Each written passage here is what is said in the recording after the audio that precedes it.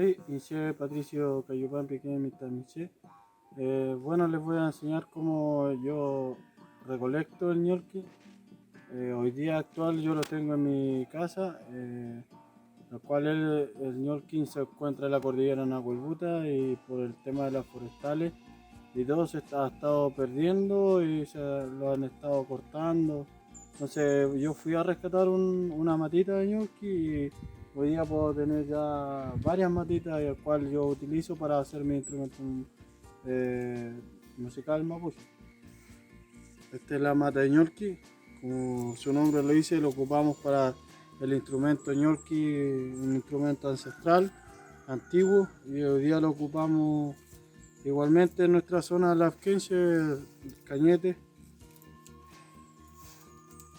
Les voy a mostrar. Estas hojitas sirven para remedio para los dolores de oído, también medicinales. Así es la forma, y si ustedes se fijan, es ahuecado de extremo a extremo. Lo voy a cortar.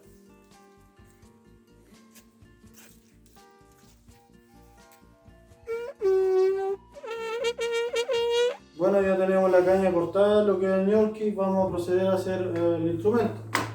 Tenemos el mota, que es un cuerno de animal o de novillo, de vaquilla, de 10 a 15 centímetros del cacho.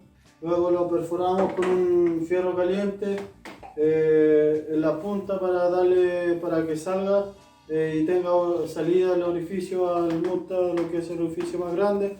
O ocupamos hoy día lo moderno, que es una broca con un taladro, y rompemos para darle la medida al ñolqui.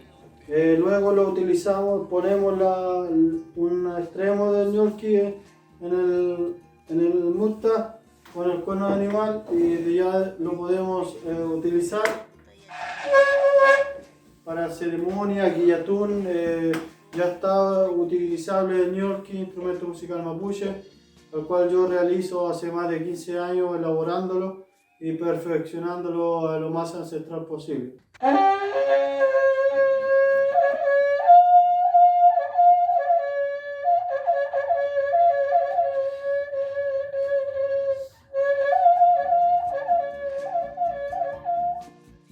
Exposición temporal, oficios en persistencia, obra del sello Artesanía Indígena. Organiza Subdirección Nacional de Pueblos Originarios y Fundación Artesanías de Chile.